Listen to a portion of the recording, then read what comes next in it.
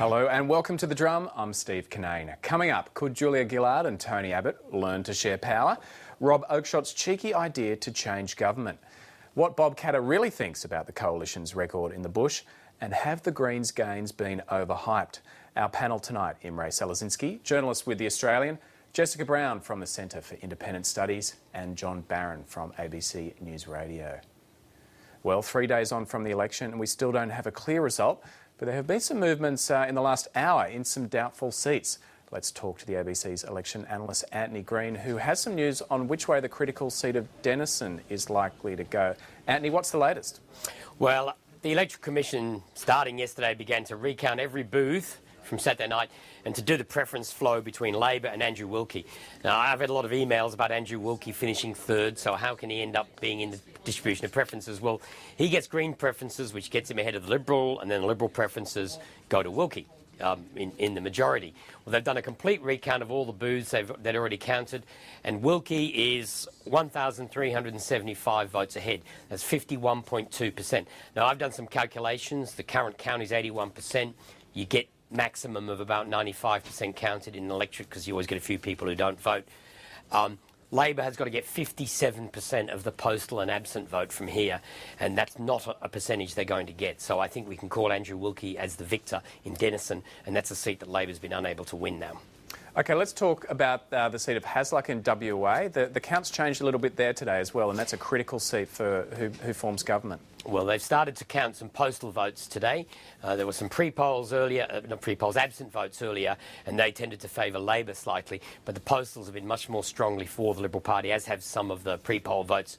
And at this stage, the lead has widened from about 380 at this time yesterday to 539. So that's looking a little more solid for the Liberal Party, but there's still a fair few votes to go. It's not a seat you could call yet, but so far, that's good news for the Liberal Party. So, Annie, just to clarify, if the Liberal Party holds Hasluck and Andrew Wilkie wins Denison, that means the Coalition will have 73, Labor 72, and those betting markets might turn around again. Yes, well, the betting markets do have a habit of following the facts rather than the facts, following the betting markets.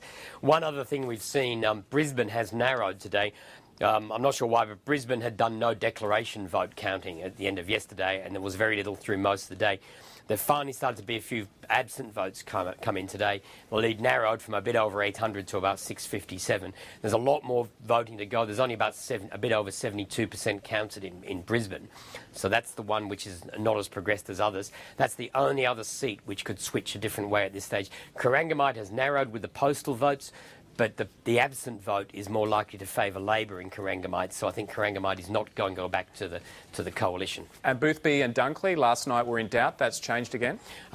Both of those have widened for the Liberal Party. The Liberal Party will hold Boothby. You'd expect the postal votes to favour the Liberal Party, and that's exactly what they've done. They have the sitting member, and the same in Dunkley. The sitting member's personal vote has improved with the counting of the postal votes. Anthony Green, thanks a lot for the update. Thank you. So that's really interesting news, Imre. Looks like Coalition 73, Labor 72. That's going to make it much harder for Julia Gillard to be Prime Minister. Absolutely. I was just thinking then perhaps Anthony Green could form a unity government. He actually understands what's going on. Look, if one party holds more lower house seats than the other, I think that party of necessity will form or attempt to form a minority government. I work in a parliament, I've just come from a parliament, and it's simply unsustainable for a government party to have fewer seats than the party opposite, because every question time is a world of pain then for the leader of the government, who faces louder voices ahead of them than there are behind them. If it's 73 all, then we get into very tricky territory. But I would say, Steve, that all of those three rural independents come from heavily conservative areas. In Tony Windsor's seat of New England, twice as many people supported the Coalition than Labor in the Senate.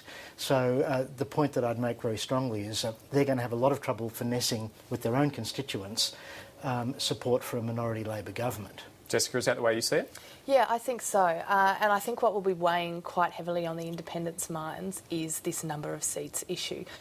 We've had a lot of talk, Tony Abbott saying that the Coalition has a greater primary vote. Julia Gillard saying Labor have a greater two-party preferred vote. What really matters is the seats. And I think that will weigh quite heavily on the independents' minds when they're making a decision about which way they're going to go. What about the Green, John? Does that become a factor as well? Because Well, the Greens said they're going to side with Labor. Should Labor count that as one of their own? Well, the Green and the former Green in Andrew Wilkie, former Green, former Liberal, former Independent, former just about everything. And of course, in all of this, I mean, Bob Katter is very much the wild card. He points out that while people see the seat of Kennedy in far north Queensland as being a solidly Conservative seat, if it hasn't been held by Bob Katter or Bob Katter's father, it's been held by the Labor Party. Yeah, and I think four of the state seats in his electorate are right. Labor. So there is an argument that says that in fact this is Labor heartland rather than Conservative heartland, which is the other argument that we're hearing at the moment as well. Bob Katter points out, look, his two political heroes are Red Ted Theodore and Jack McEwen, the so founder one's of the a former Country Labor Party. treasurer and one's a former Country Party So leader. Bob Katter, he's hard to figure, and what he might do in all of this is anybody's guess. Well, whatever's the case is that someone's got to sort out national banana policy, don't they? It's going to be crucial.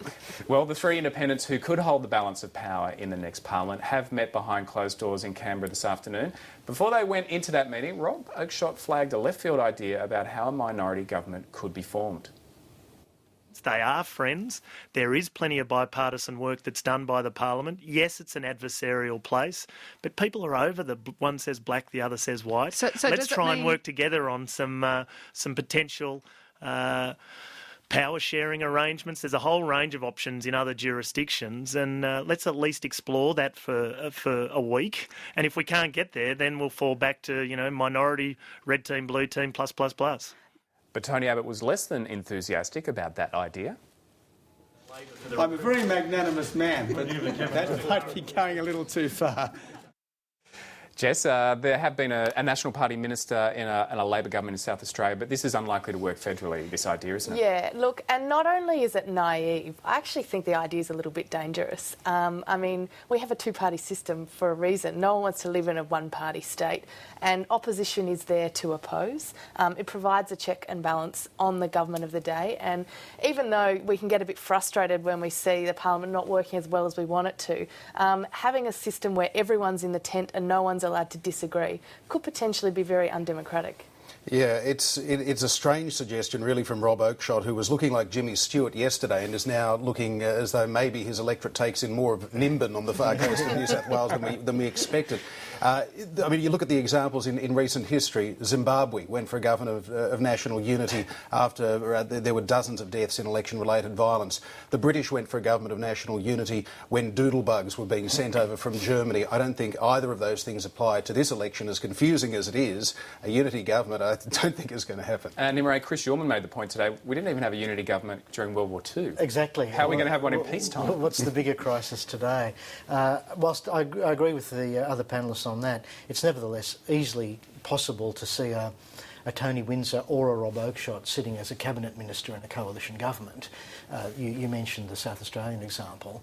To think of one of those two in an Abbott government is less of a stretch than what we have happening in South Australia. And yet, on the same logic as I used before, I think it is a bit of a stretch to see one of those sitting as a cabinet minister in a Gillard government.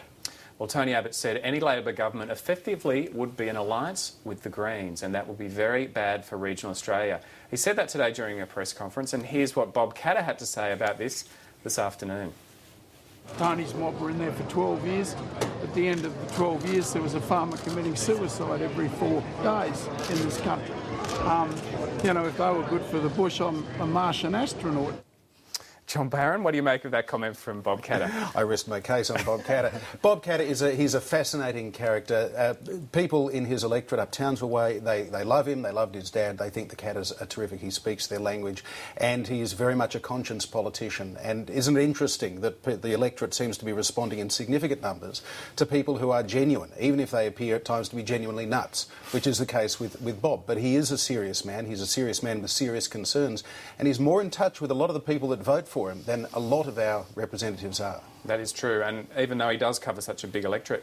Jess, do you think that argument's going to resonate, the one that Tony Abbott was making today with the country independents, that a Labor-Green alliance is not going to do the bush any favours?